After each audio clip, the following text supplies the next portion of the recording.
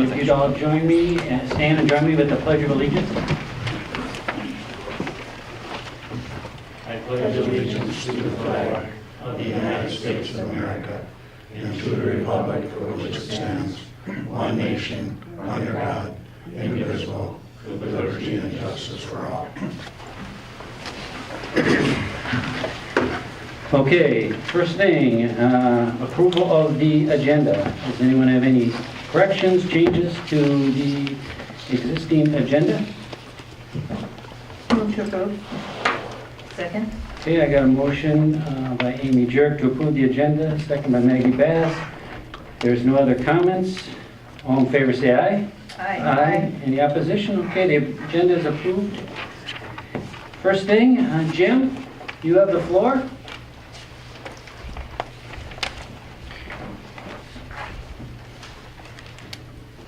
Good evening, Council. Good evening. Tonight, I'm already being heckled. It's got a dollar already. They paid you? Huh? Bruce paid you?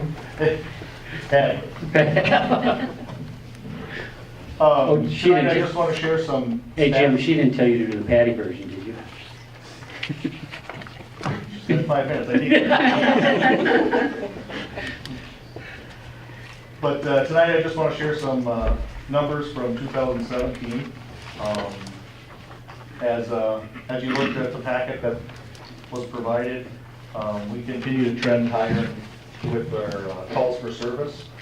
Over the last 2 years, they after 2014, they were at a low. 15 brought them back up to kind of average, and now the last 2 years, we've seen them continue to trend higher and higher.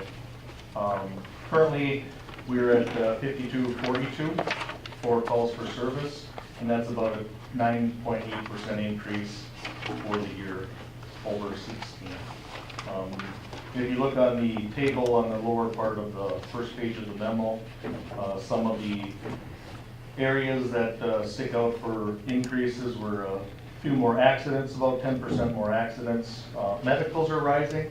I think our aging population, we have a few more medicals. I know we had a meeting with North last week and talked about some of those numbers going up. And then with our new assisted living, they talked about the average for those are about 1 call a year for the assisted living unit per unit. So we'll probably see that trend continue with the medicals. And then assist other departments was a 30% increase.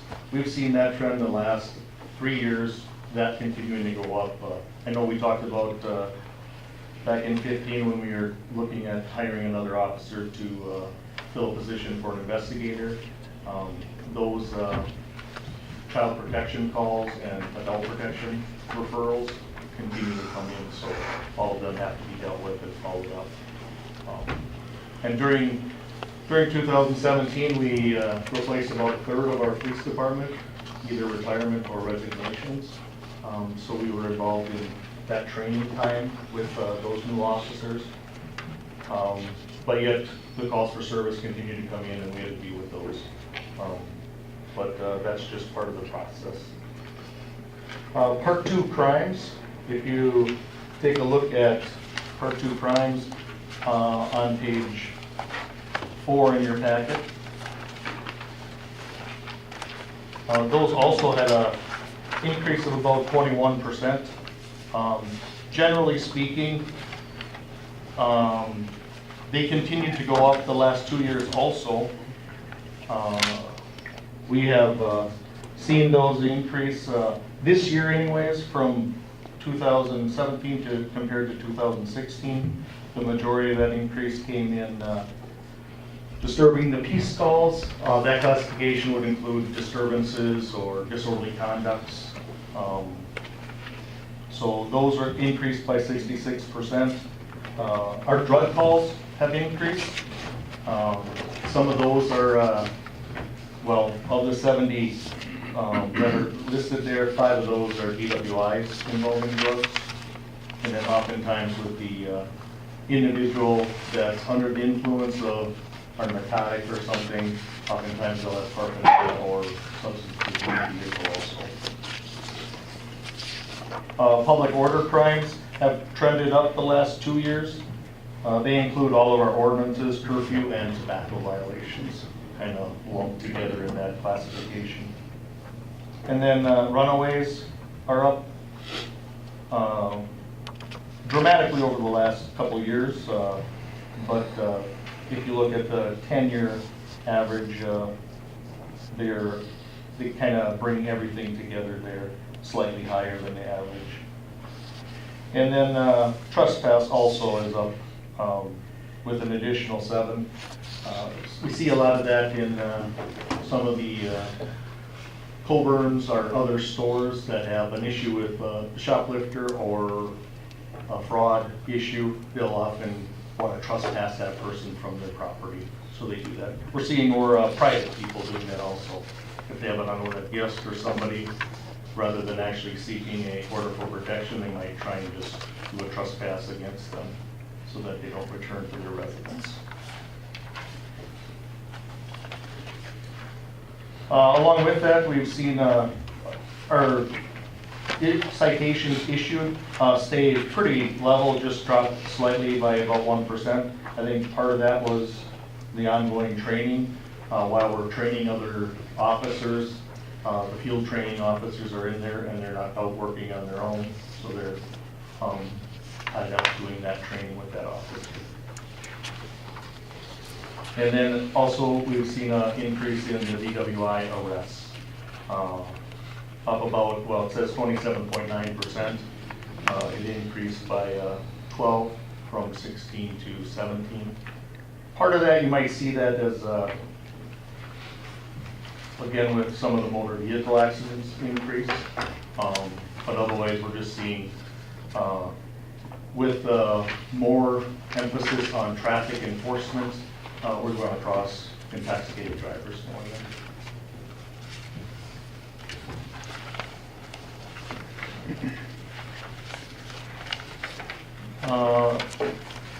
The only other item, well, this year our test for DWIs has risen slightly. I think last year the average was about 0.131. Now it rose once again to about 1.142. So it's starting to come up again. Prior to the change to 0.08, it was about 1.6, that average, pretty constant. And even with the change to 0.08 then from 1.0, it stayed kind of level at the 0.16 and then started dropping down a little bit. On page 7C is just, I wanted to bring it to your attention, the 2017 citations. There were 650 issued, and then 92 traffic written warnings, and then verbal warnings was 1,490 for verbal warnings. Just to share that we had about, I believe it was 1,500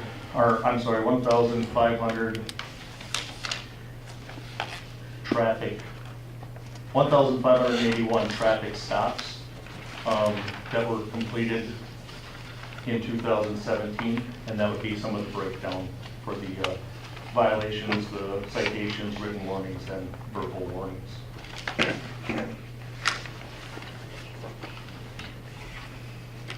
That's just a brief review on some of the numbers. If you have any particular questions, you could direct them towards me,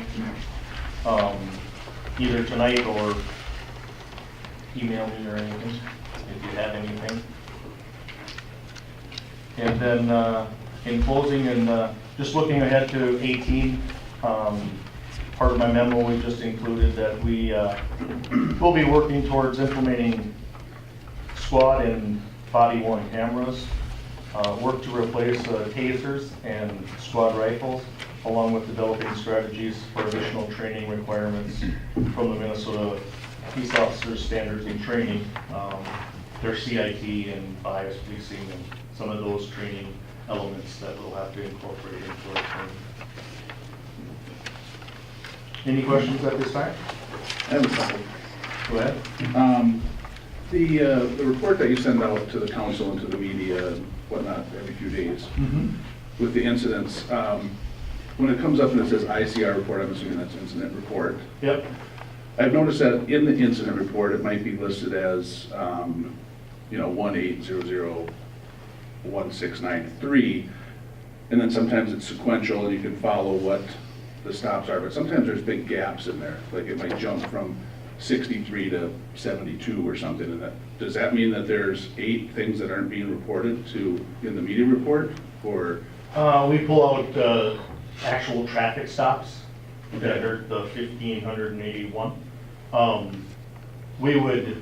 My goal is to move to also report how many traffic stops for the week, verbal warnings, written warnings, and citations, but not to report them as in the incident like that. Okay. So I will work to do that, but yeah, some of them are pulled. There are some because of Chapter 13 data privacy Right. that wouldn't be put in there also. Sure. But that's the reason for the change in the numbering sequence, that some of them are pulled out.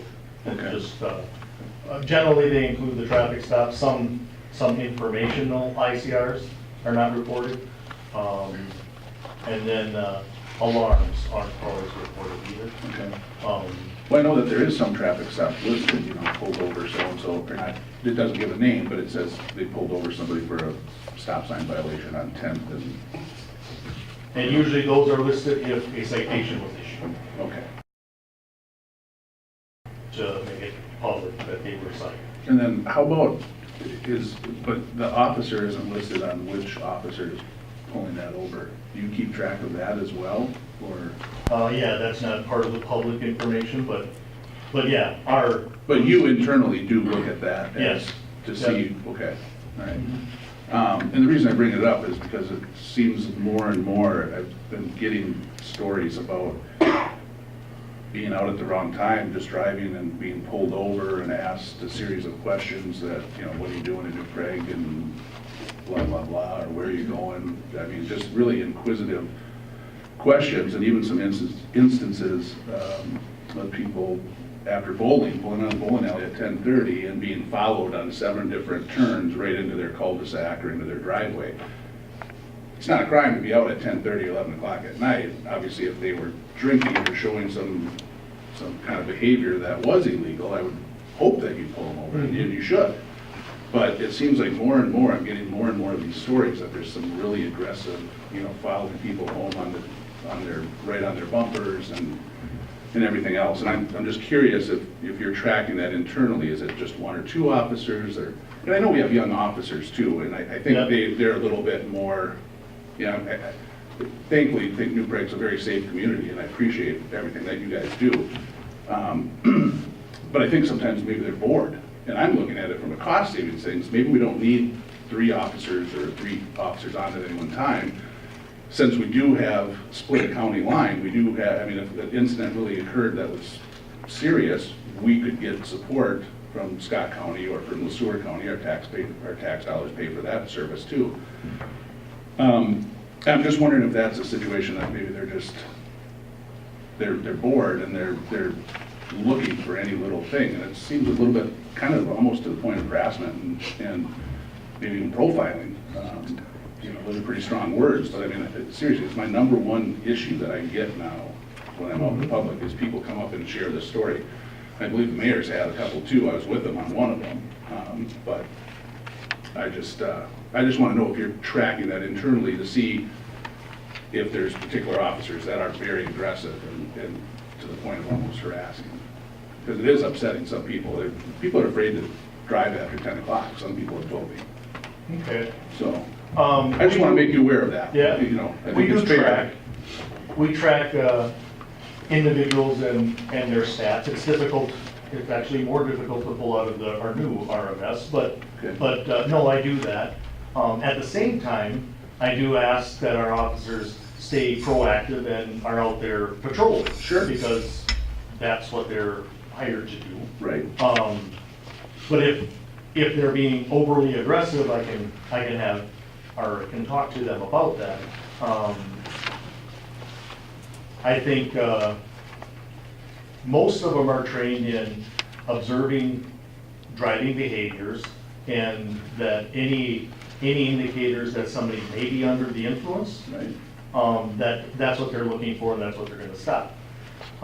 That being said, every person we stop is not under the influence. Absolutely.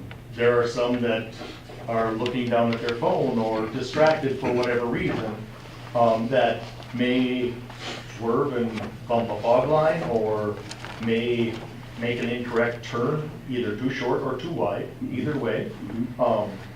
But those are the same kind of behaviors that I want them out there enforcing to make sure everybody else is safe. Right, absolutely. I couldn't agree more with that. I guess the thing I'm curious about is, does that mean that you're followed home because you got done with bowling at 10:30 and somebody follows you on 7 different turns?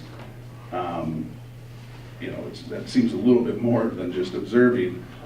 Or I've had some instances or some complaints where they're being pulled over because their turn signal isn't on 125 feet before. I just want to know if are you pulling people over after 10 o'clock at night for a turn signal, or would it be the same at 10 o'clock in the morning on a Wednesday? Generally, the officers use that same protocol all the time. Okay, Because that is part of their premise, and their reason for being out there is to enforce things like that. sure. Yeah, I get calls about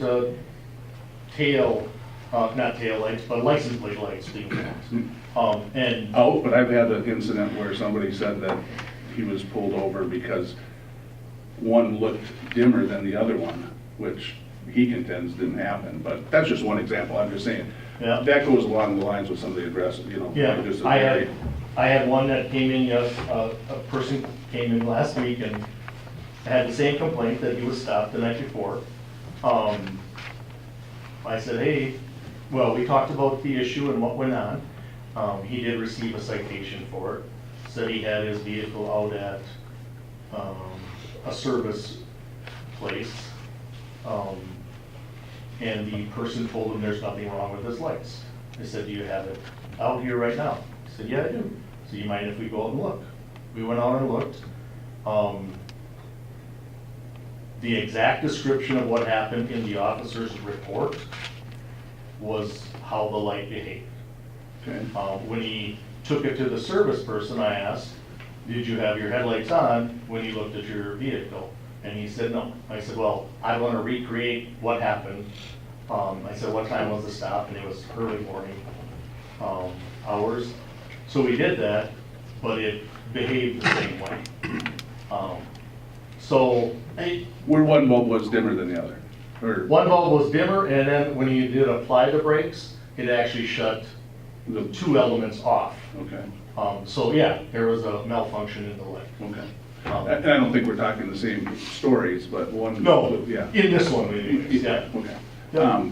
Okay, I just wanted to bring it forward, because Yeah. it kind of pains me when I hear some of the words to describe our officers, because I have many, many friends who are great officers that are some of my best friends across all kinds of different departments.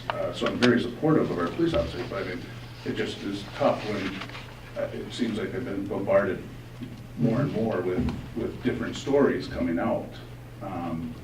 And a level of people that are pretty angry about it. So, 32s and, 32 and a 30, and, I mean, technically, yes, that would be against the law, but I mean, how aggressive are you, are we gonna be in a military state where you can't Yeah, I agree. have any little leeway there, you Yeah. know? So, and I just want to pass that information on. I thought this was a good opportunity, since we were going over this stuff, to bring it up, to make you aware of some of the undercurrent that was out there. And yeah, I'll share it with our department and Sure. at our office meetings. Anything else? Okay, anyone else have any questions? Well, Jim, thank you very much. This information is always very well received, and kind of makes you aware of what's going on in our community, so thank you very much. Thanks for your time. Next, Glen. I did mention Glen when I walked in, and he was sitting there all by himself. I thought maybe No friends. Yeah, either that or just didn't want to see another snowfall, but I did want to let him know to thank his plow crew because they did an excellent job during this last weekend with the amount of snow that we did receive, so. Thank you. They do a good job. It's, when it's this long and that much snow, it's pretty tough to make everybody happy, but they do a good job. In front of you, we got requesting a purchase of an aerator for the Parks Department. We've gotten pretty aggressive with aerating of all the fields. Golf course has always been aggressive with it, but we've incorporated that into a plan here in the Parks Department. All the baseball fields, the softball fields, our new soccer field, things like that. Aerating just helps with the grass growth. Gets the root system deeper, gets the water down deeper, which again then makes the roots grow down deeper. Right now we use this aerator that they call a plugger from the golf course. We'd like to add to that in the Parks Department. Kind of a new style. It's basically a slicer. It goes with knives instead of the typical plug or the pin that goes down and makes a hole in the grass. This actually slices the grass. Superintendent from the golf course and supervisor from the Parks Department did a lot of homework on this, and I guess this is not a new product. It's been around for about 10 years, but it's catching on more and more in the golf course world because incorporating the two different styles really gives that grass kind of a nice slice and then a plug, and it just kind of really works up that ground and loosens it up, which then again promotes root growth deeper and makes for a lot better grass system or root system. So the Parks Department had $19,500 budgeted for this. I did put in there because there is only one of these they call a rotating knife system. There's only one of these manufacturers out here. Again, they've been around for about 10 years. We demoed it. It's actually weighs less, costs less because there's a lot less moving parts than the typical plugger system.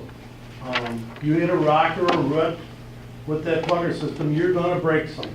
You're going to be replacing parts. This got kind of a slip cut system on it, and if you hit something, it's just going to kind of walk over it and continue on with the process. Really looks like a kind of a good concept. Again, using the two different styles together at different times through the year. Both the supervisor and the superintendent feel that that's really going to make for even a better system than we got right now in the golf course and in the parks. So it would be staff's recommendation to approve the purchase of what is called the Vertiquake aerator for the purchase price of $17,395. I don't know if anybody's got any questions for me? Is there a current piece of equipment that they're replacing? No, we're not replacing, we're adding to it. Right now, the Okay. golf course has what's called a Vertitrain. We got a price on it just to kind of compare. Again, it's not comparing apples to apples. They're kind of basically two different systems. They do the same, the end product is the same, basically. But right now, the golf course has a system called the Vertitrain. It was bought in 2010. That's what we've been using out of the golf course. This is one of those pieces of equipment. It's almost like a lawnmower. When it's dry or when the conditions are right, everybody wants to use it. So sometimes you don't get into the system or into the park system as quick as you'd like to. With the two of them, we should be able to attack those areas quicker when the conditions are right. But yes, they do have one now. This wouldn't be replacing one. This would be adding to it. But the one they have is at the golf course? That's correct. Yeah, okay. Owned by the golf course, we Right. just use it as Jeff would be using this system on the golf course also. Okay. What's the standard use of life on it, something like this? This should be for sure 10 or 15 years. Right now, the one that's in the golf course is 8 years old and really no signs of needing to be replaced unless, God forbid, something major happens. But you should be able to pull 10, probably 15 years out of this. There to the use, we're using it more and more, and it's proven to really make a difference in the parks. We had a couple of these fields, and Memorial Park's kind of a bad example because it's basically meant to flood when we get a heavy rain. It's since we've been aerating those fields, they drain better. I mean, it's just proven that it really gets rid of the water, which then makes the roots go down. Okay, any other questions, comments? Okay, if not, I guess I'll make a motion to approve the purchase of the aerator. Second. A second by Amy Jurek. There's no further comments. All in favor, say aye. Aye. Any opposition? Okay, passes 4-0. Thank you very much. Thank you. Now, Mike, is this a misprint? Shouldn't it say purchase of a snow blower for the golf course? Instead of a debris blower? Or maybe a heater? Yeah. And a heater. Unfortunately, Superintendent Jeff Pitt isn't available tonight, and so since I've worked with him on most of the equipment that's been purchased at the golf course, they left it in my hands, maybe not the most appropriate person. Glen may have to supplement, but most of what we need is contained in the memorandum, is that they're looking at replacing a 1995, make sure I get the right piece in front of me here. Now I do. A 1995 blower that is a tractor mount 3-point hitch type blower. The purpose of the replacement is to attempt to increase productivity and save labor in the process that they're involved with. That because this is a 3-point hitch, it's used on the back of the tractor at the golf course. And the challenge with the work that they've been doing with more aerification and top dressing is that tractor is tied up in as much more than it has been in the past in conducting those operations at either the golf course or in some of the baseball, softball park areas. The proposed new blower is or at least the one being recommended, is a Turfco Torrent 2. It is the lowest priced of the three that they solicit quotations on. They don't believe there are any discernible differences as to the models, and so they're recommending a low quote. That the unique feature about this one is that it's able to be pulled as a tow-behind unit on any cart or utility vehicle that they have at the golf course. So basically they can quick couple it on the back of a hitch and basically pull it around. It gets used to blow leaves and when they're also working on the greens with the top dressing and cleaning fairways depending upon what needs exist in that area. So the current one obviously is about 23 years old. There's really not a lot of value left in it, so the recommendation is that we just retain it and use it with other departments possibly. If not, we'll salvage it because there really is no trade-in value from any of them being the age that it is. So there's a copy of what the model looks like. You can see it's a quick hitch connection, and it's the low quote is $7,364.44. Is there tax on that, Mike? Yes, Yes. it's on back. Oh. Oh, so the 7,364 includes everything, okay. That's correct. Okay. It's the complete total. That predominantly what you see in difference is that because that ends up being used for private use, we have to pay sales tax on that, whereas this was bought in the parks, and I suppose we could have thought of doing that. We could have bought it in the parks and then borrowed it to the golf course, but we have to be careful to make sure that we're paying sales tax in the right areas. Especially when you got the city attorney sitting next to you. We generally are in conversations about those things. It keeps us on the straight and narrow. Okay. Any other questions? So this is the last thing that they'll need on their capital plan for the year? That's correct. And so we'll combine the two of them. I'll work with Patty to put together kind of what we might think of as financing, whether that's from the general fund, whether that's temporary until we bond for a street project next year. We'll have to take a look at what we want to do there. I saw in the financial highlights in the consent agenda that the first quarter golf revenue is down $24,000. Is that correct? Yep, if you look outside. Yeah, I understood, but it's down 24,000. That's, Yeah, compared to what was part of my bid last year. so I'm wondering if we're doing everything, even though it was in the original capital budget with the, and we're still weeks away from golfing probably.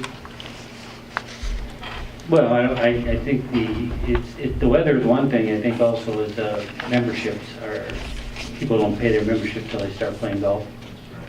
So, that's one, main reason also for the reduction.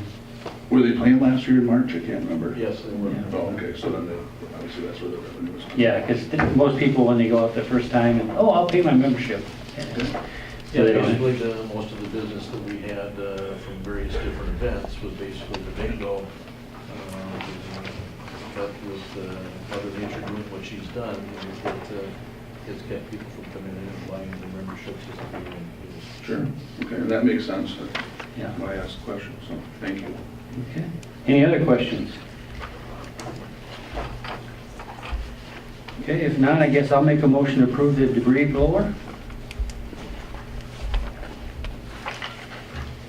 One second. Got a second by Amy Jurek. Any other questions? All in favor, say aye. Aye. Any opposition? Okay, passes 4-0. Thank you. Thanks, Mike. Ken, are you taking the next one, or is Mike? No, I've got it. Okay. With help from Glen if need be, that instead of sticking this one in as an informational item, that for those in the audience that don't know, we've been working, staff, I think, 18 months, a little over 18 months on preparations for planning for the 2020 MnDOT project, which will be the reconstruction of Main Street all the way from the intersection of Highway 21 and 19 east to 7th Avenue southeast. Correct. Mike. Can't hear. Sorry. Try to talk into the microphone a little bit more. All the way to 7th Avenue southeast. And we've held a number of different open houses. We've been working with the committee that the council appointed for this project. And we're in the process of, as of the end of last week, notices were mailed out for a meeting specifically with the property owners, tenants, and residents along the proposed route. That if the council recalls, and you read in your materials, is that we started the 429 improvement process for this project, where you ordered the feasibility report back on October 3 of 2016. And so as we fast forward to where we're at, the expectation is that we'll be working with the committee to try to refine their recommendation. This neighborhood meeting is the same type of meeting that we have held over the last 15 or 20 years with the community, trying to have more of a one-on-one before we get into the formal public hearing process and everything in front of the council. We try to meet with the neighborhood. In this case, we have a slightly larger neighborhood, that being the property owners and tenants and residents along this entire corridor. And so that is scheduled here for next Thursday, I believe, the 26th. Yep. At 6 p.m. That it's open to the public, or anybody who wants to stop in, but it's predominantly for the Business, property owners and businesses. business owners. From there, we will attempt to finalize the report and get that to the council on or about May 14th, with the idea that there would be a presentation on that to the council on May 21st, and then publish notice of a hearing on improvement and call for a public hearing in June. So instead of just putting this in the back part of your council packet, I wanted to make sure that at least brought it out and shared with you the schedule of what was going on and why we're doing what we're doing in this part of the process. So Mike, I noticed in the timetable, April of 2018, you have flush out assessment and funding recommendations. Are these also going to be coming to the council on the 21st? Yes, that we've been looking at that and trying to take a look at how that assessment process, what parts of it might be that, what'll be utility service line replacements, what will be paid for by MnDOT, what will be paid for by the city on various components. It'll identify the $1.775 million grant that we got for the project to help reduce local costs. So we'll have an overview of that information with that report. Okay. I can tell you that has not been easy to put together. I'm sure Patty's doing a great job. Patty's only seen a short draft of it, we haven't had a chance to explain it to her yet, but that's coming. Well, the audit's done, so she'll get into it. So instead of just putting it in the back of your packet, we wanted to make sure we put it on the agenda up in front, and that you're welcome to attend or be around next Thursday if you want to and stop in. It's like any neighborhood meeting that we've had, that we'll have a bit of a presentation, and then a large part of that will be taking a look at individual properties up and down throughout the entire corridor and trying to talk about what kind of impact is there, what kind of cost could there be, and, those kinds of things. Okay, any other questions? Okay, well, thank you for the update. Next, Mike, you, on the phone, you mentioned we had 17? Yeah, it's up from what we had in the packet at the time, and some additional entries that came in, and so you've typically, in the selecting of a date to interview city residents for various board and commission bodies that we have, you've typically allocated about 15 minutes per applicant. So doing the math real quick, you can see it's going to take about 4 hours and 15 minutes to do 17 interviews of the candidates. And so we included in your packet the calendar to hopefully have you, hopefully you've looked at that and had some idea what might work. We have to hit the target date of having the recommendations out of you for action on May 21st, so that we can have appointments in place by June 1st. So it's really a fair game anywhere in between the 16th and maybe the 18th or the 17th, just so we can have things put together for the packets. But we've got 1, 2, 3, we've really got 4 weeks in which to do this. And whether you want to break it up into two time slots, or just what you want to do is your choice and your call. I think definitely we should break into 2, 4 hours. I feel sorry for the last person. The other thing to look at is we do not have any more council meetings until the 7th, of May. So we can really, if we wanted to split it in 2, we could always do the 23rd and the 30th. And I know you've got a utility meeting on the 30th. Would be what I think, like. Some interviews would start after 5:30. Right. I would think we'd start interviews around 6 o'clock. So. Because we have a joint powers. Oh, yeah, on Monday, the 23rd, we have another, What time is that at? it's at 4:30, but it can last any amount of time, Okay. so. Unless we do the 23rd, start that at 7? Or,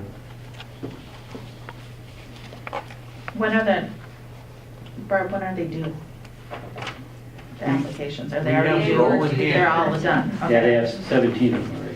And we need enough time before you set the first one that we can get notice out and get people lined up into the time slots on the dates that you pick. So we still need some administrative time to get that put together.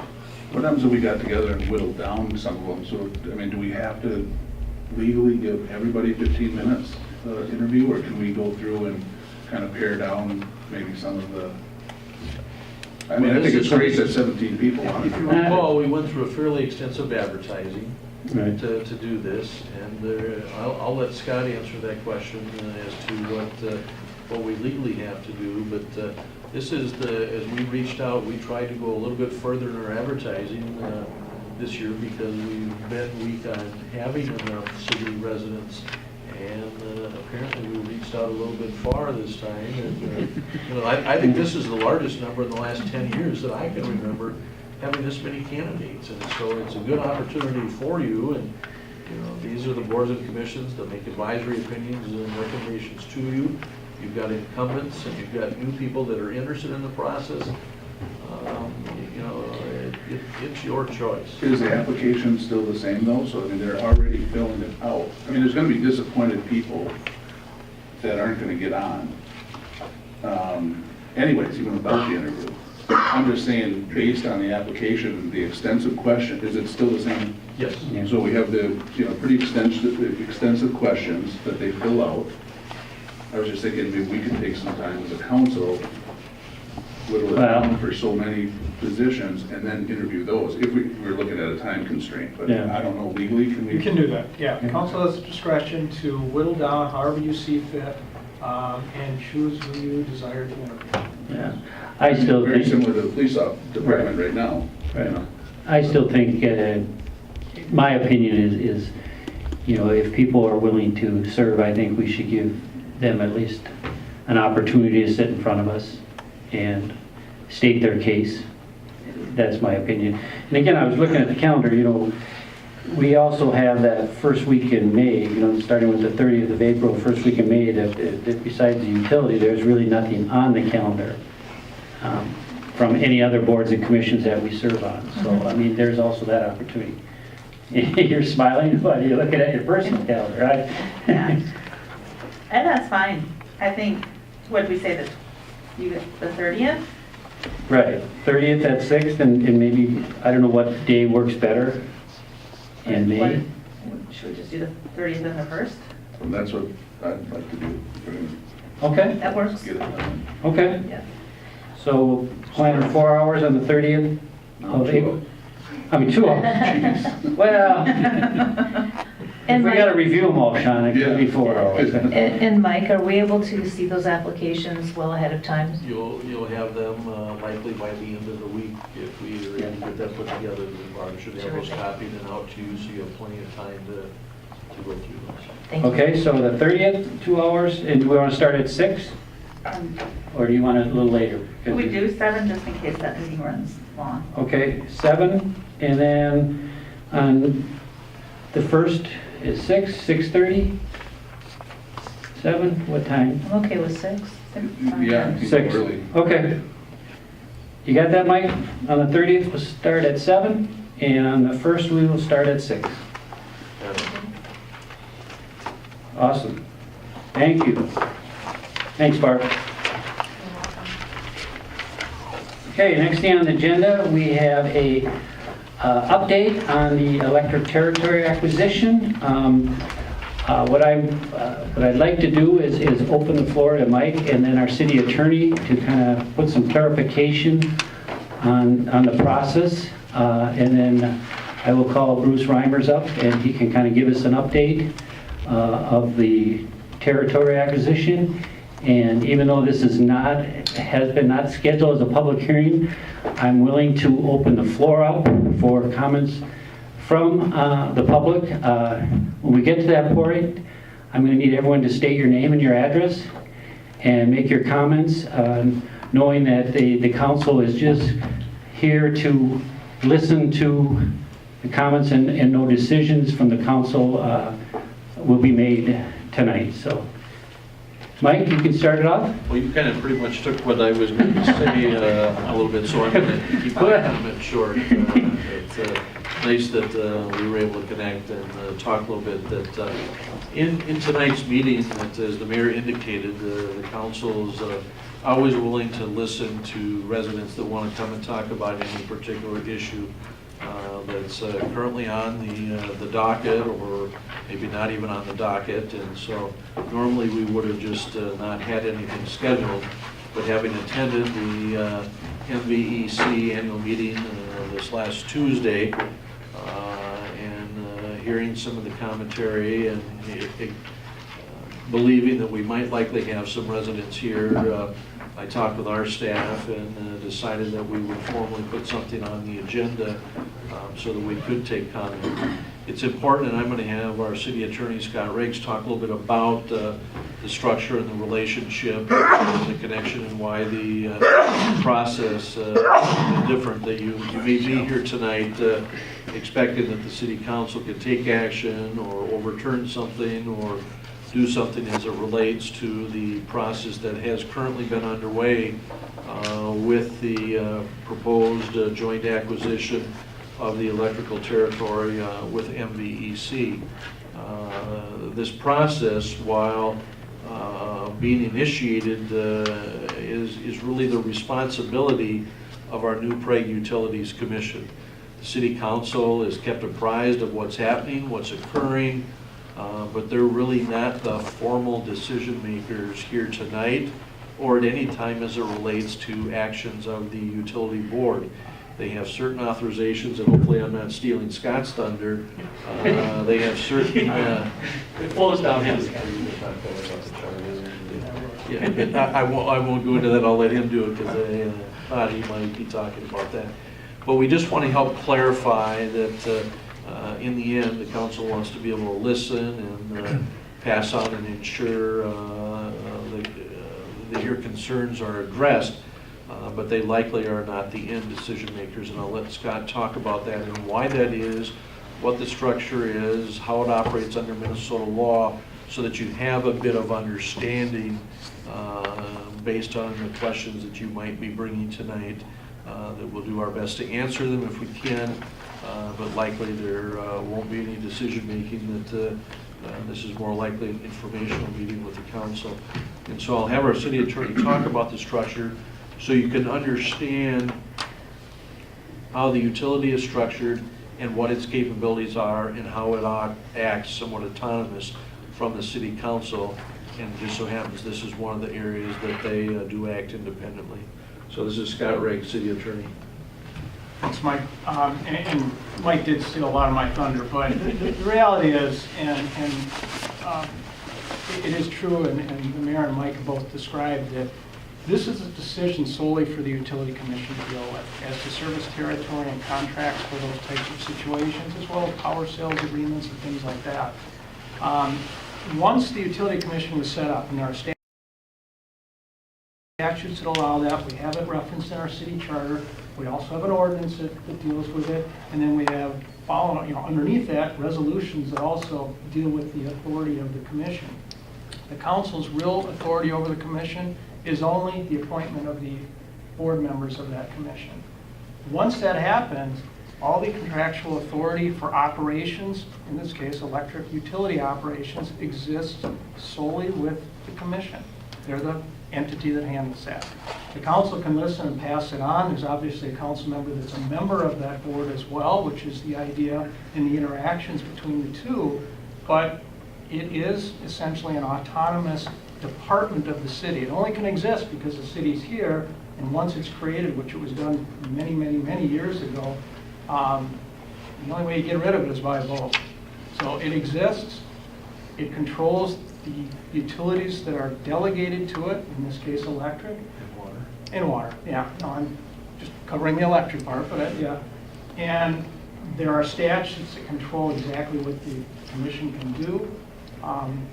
One of those is dealing with the territorial issue. And typically, utility commissions, when you're municipal like this, they usually try to have all the utilities that are operating within the municipality, in this case, we've got water and electric, be within the utility commission. That includes area. We have the commission that deals with water is already dealing with anybody who's here in the city as to water. We usually try to have that all utilities if possible, particularly when there's an electric generating utility, which is what New Prague has. So again, council can listen, pass on to the membership of the council that's on the board for the utility commission any comments you have or you receive or thoughts you might have on this process, but the ultimate negotiating of any kind of service territory transfer and any contracts for that decision making is with the utility board. I can answer any other questions you have on specifics if you'd like, but that's kind of what Mike asked me to talk about. Okay. Anyone from the council have any questions for Scott regarding this? Okay. Hopefully you didn't steal too much of Bruce's thunder, but No, I know. seems like it's been going downhill. So. Bruce, thanks for coming and kind of giving us an update of what's the status. Thank you, Mayor. Mayor and Council, on behalf of the New Prague Utilities Commission, I'm here to present you with an update on service territory acquisition.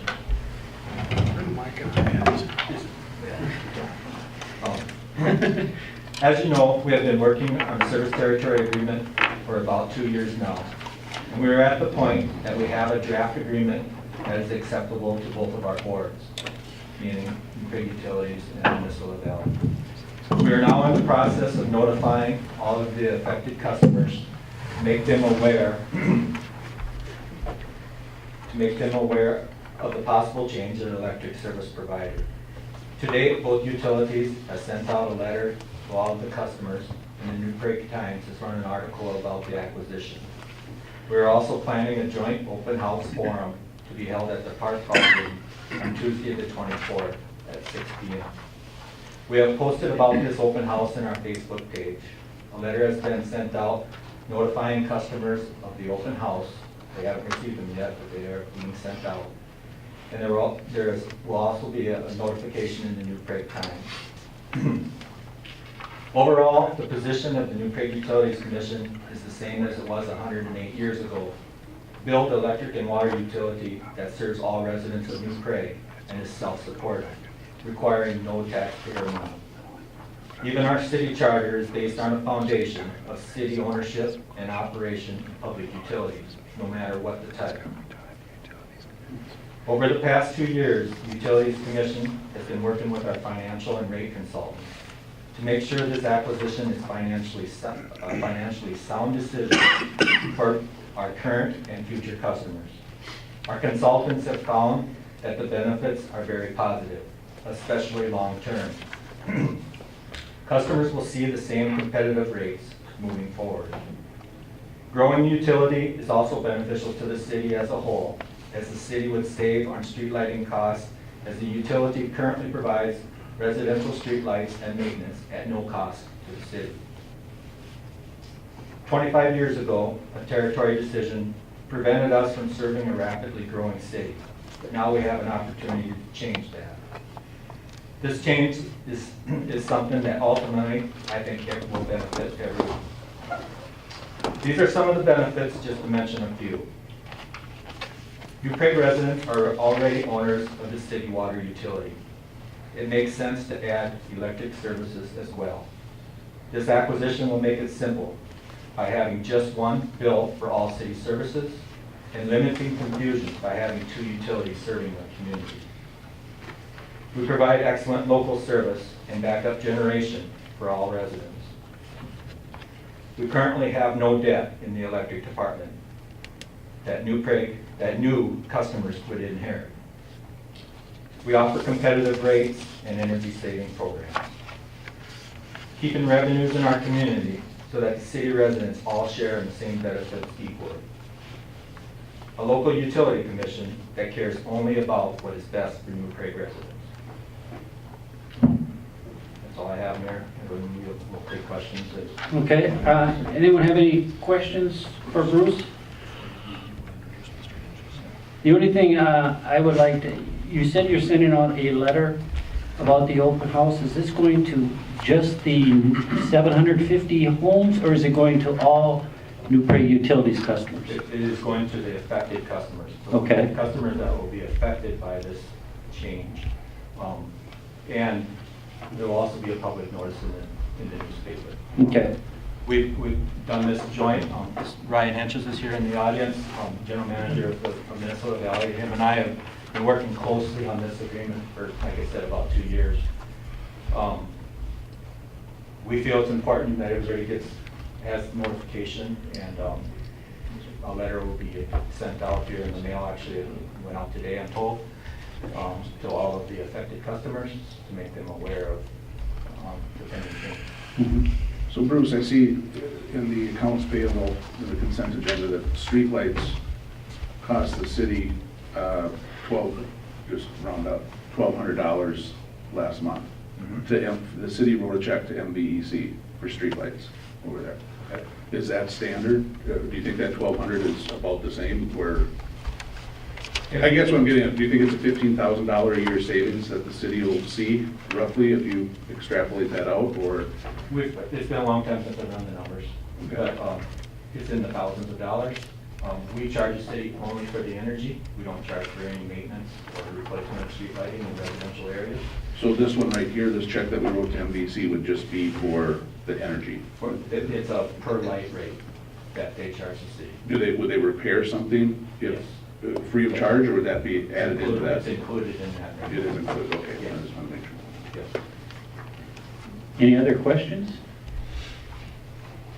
The only reason I brought up that piece about all customers, because I think you might, and I guess I'll see it in break times, but you might have some people who might want to come to the open house who are current customers to kind of show the value of being part of the New Prague utilities. Right. And Rather than just send it to the new group that is new territory for them. And that's kind of why we reached out. That means we've each sent out our own individual letters to those customers. But I also offered that letter up to the New Prague Times, and Patrick did a story on it, to try to make that information available to everybody. It's also been posted on our city and utility websites to make sure that we get the word out, should anybody have an interest in that. Okay. There's no other comments? Okay, thank you, Bruce. Okay, right now, I guess I will open the floor up. Again, if you would like to speak, you need to come to the podium so you can be seen on TV and heard on TV, and state your name and your address and your comments, or if you have any questions to our city attorney or Bruce or Mike, that maybe they can answer. So I open the floor. Good evening. I'm actually going to shout out to Glen and his staff for the snow clearing this weekend, unexpectedly. Todd Anderson of 503 Prague Court. I'm currently a Minnesota Valley Electric member, along with Chuck and Sean, they're members too. I guess I got questions, but this whole process when it first came out, you guys, it was just kind of a blindsided deal. And after everybody started making a little bit of a stink on Facebook and all that stuff, it's kind of coming clearer into reality now. The city's opening up, the utilities commission's opening up and allowing us to speak our minds and allowing us. Where before I think it was just going to be a closed deal between the utility companies and making that deal. So I do appreciate the clarity and the transparency that you guys are opening it up to. So thank you on the open house coming up, because that was not in the process. Ryan, thank you for having an open house coming up. So I do have a list of questions. On the time and respect out of you guys, I'm not going to ask those questions tonight. I'm going to leave those questions for the open house so we can save time, and I'll bring those questions to the open house. But there was zero public discussion on this. I just want to make that clear. Until it came out in a letter from Minnesota Valley Electric and New Prague Utilities, there was no public discussion. Unless you sat here in these meetings and listened. It's been a 2-year process, so if it's been a 2-year process, why hasn't there been interest in people that are from the city or the utility company saying that you've been talking about this for the last 2 years? It's been a closed door policy. We're supposed to be open and honest with everybody. 2 years of a discussion, and I'm going to shame MVE and the utility company for not sharing that with the public. We own Minnesota Valley Electric. So on that side, I'm a little disappointed that they weren't open to their members and their owners. On the other side, I'm kind of open-handed and looking forward to what the utility company is going to give us in New Prague. I have been a member for New Prague or Minnesota Valley Electric for 15 years. I can count on one hand how many times we've had issues. 3 of them were semi, car hit a telephone pole, and I believe a lightning strike was last year. Took out one of them. I sit on Minnesota Valley Electric. I see the city on both sides. I get phone calls from people on New Prague Utilities. Hey, is your power out? Why isn't your power out? My power's not out because I'm on another provider. When the semi hit the transformer out in front of Colburn's, there's remarks made out on Facebook. Do you believe everything on Facebook? No, but I'm a true believer because they were responding within a half an hour. I had power within less than an hour. at my house. Half of that was them responding from Jordan. Could have been any different with New Prague Utilities, nobody would know. There's a lot of negativity on both sides. So with tonight in the open house, I'm gonna save my meetings due to time constraints and my questions for that meeting. But I do wanna say, I don't wanna switch over. Minnesota Valley Electric for 15 years has been a very good partner, a very good supplier of electricity. I have no complaints, and I've talked to a lot of my neighbors, we have no complaints. And you hear that on the other side too. But for 15 years, I've been an owner. I can pick up a phone and call and yell at these guys, I'm an owner. There's other members out there that do complain about it and call if there is issues. I don't know what we're gonna get if the city takes over. I don't. It's unexpected. It's a what if. So we thank you for actually doing the public hearing now, giving us an opportunity to go down and discuss this with everybody at once. But my opinion, I don't want to lose Minnesota Valley Electric as my provider. They've been very good and responsive to anything that we've asked. Just to take a quick moment to respond to that question is that, as you heard Bruce in his original comments, that the work that's been done behind the scenes is done under a state of Minnesota statute that allows the city to take an action to put forth a purchase proposal under state law to acquire this from MVEC, that territory that exists within our corporate city limits. In doing that, that decision, which has to be weighed and decided on by the utility board, is a business decision or business judgment decision in their interest. It's not something that they would necessarily throw out to the public and take a public vote one way or the other.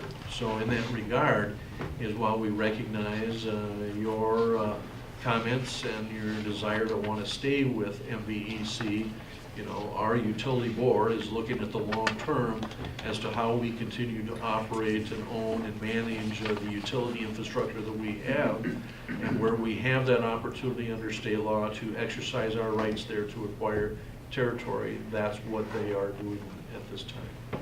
So you're taking the statutory side of it and just saying, we're gonna do it no matter what. You don't have to notify people? The process that Bruce did by extending the letter to start the process, and to necessarily, if he and or the utility board wants to hold informational meetings, all resides within their decision-making framework. Okay. So I'm gonna hold my questions for that meeting at the respect of the council and their time tonight. I think, Todd, you know, to that statement, I think it's like any business. When you're negotiating a business deal, whatever it is, private, public, or anything, you don't want to share that into the public forum until you have some kind of an understanding of an agreement. So it's just like any company that's, you know, negotiating buying another company in a town that then may move the facility out. It's not really something you do as normal business practice to put it out in the public and then have a public outcry that, oh, this company is going to acquire this company, we could lose jobs in town. So it's similar to that. You know, you almost got to look at it. It's really, even though it's part of the public entity, it's really almost a self-business entity. And so the way they handled negotiations, I think, would be no different than any other businesses handle negotiations on acquisitions. Oh, okay. I'll ask one of my questions tonight. How and who will pay for this acquisition? Who's going to pay totally for it? Is it the current Minnesota Valley Electric members that you're acquiring? Or is it going to be a city in a whole and all the New Prague utility people? Who's going to pay for that? Bruce has that answer. The utility itself, we've been planning this for multiple years, probably 10 years, knowing that this date was going to come eventually, okay? We've been putting monies away in reserves so that the entire utility, all of the utility, will make this purchase of the infrastructure, okay? The loss of revenue payments are actually generated by the customers that we acquire, We in essence have to give the profits, i.e. the loss of revenue, back to Minnesota Valley for the period of time that we negotiate, okay? So those revenues, we more or less operate that section at a no profit for a period of time, okay? So to answer your question in short, the monies that are needed to purchase the facilities are monies that the utility has generated as a whole, and will be, just like we make infrastructure, if there's a big development going to happen in New Prague and I have to put in a new substation, the entire utility base would pay for that. Same as what's going to happen in this situation. So with that being said, our rates could go up with that being said. We anticipate no rate increases due to any impacts of this purchase. To the current members of New Prague Utility or to Minnesota Valley Electric? Either. You can put that in writing and say there's not going to be any increase? Not due to the purchase of this. Okay. I'll save, again, to the time constraints, I'll save mine, since you guys, the city council doesn't have the ultimate decision, nor does staff. It comes back to the utility. I'll save my questions for the open house, if that's okay with everybody. It's fine. Okay. Appreciate you coming in. I do appreciate the time. Thank you. Thank you. Any other comments? Yep.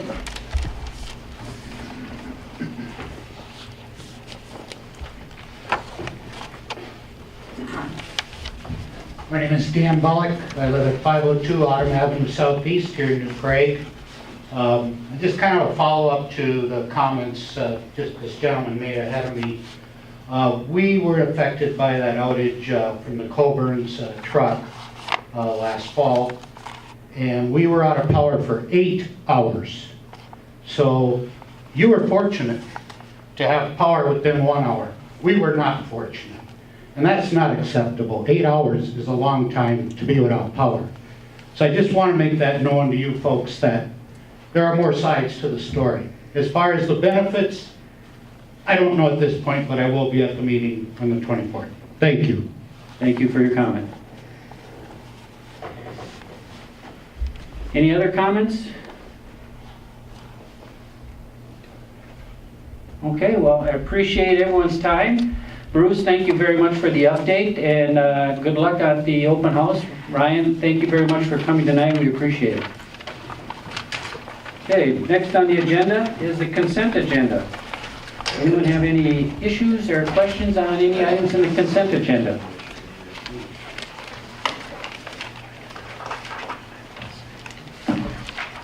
If not, I guess I'll make a motion to approve the consent agenda. Second by Amy Jurek. All in favor, say aye. Aye. Any opposition? Okay, consent agenda is done. Now we come to the fun part, miscellaneous. Patrick, got anything today? Okay, Mitch, how you doing? Good. Good, thanks. Jim, anything else? Just that today we made a conditional offer to an officer or an individual for the police officer position that we have open right now. And in the next day or two, we'll hear back from that person. Okay, good. Anything else? Patty, Nothing. kind of quiet there today. Yeah. Bruce, you have anything else you want to share? No. Glenn? Nothing other than just a little insight. I'll tell the guys that you thought their plowing job was good. The guys were out 4 different times this weekend, 2 times on Saturday, 2 times on Sunday. Clean Main Street started Sunday night at 9 p.m. Went till this morning, cleaning things up and finishing Main Street till 6:30. They took 160 loads of snow off of Main Street, and those are tri-axles, not small trucks, so there was a lot of snow on Main Street. Stakeholder meeting is tomorrow at 3 o'clock for Main Street. So we'll have some discussion about that with the stakeholders as far as coming back to the council with some recommendations. That's all I got. What about the baseball field? There's snow on the baseball field. So there's not a game tonight? There's no game tonight. It's been canceled. No, But they are looking for an announcer tomorrow. I don't know what you got going on. See if I help. I actually have a meeting in Mankato, but I wish I could drop that. The baseball field is coming along. Mother Nature is not cooperating with the poor contractor, but they're plucking away at it. They're getting a few things done. It's looking better every day. I'm assuming that was your question. Yeah, I just was wondering on that to-do list of the Yep. little stuff that they had to get done. They're getting into it as best they can. It's just Mother Nature's just not helping them out at all. It's not working out for anybody really, no matter what you're looking at doing this spring, so. Yeah, okay, So that's where we're at. thank you. Thank Ken? you.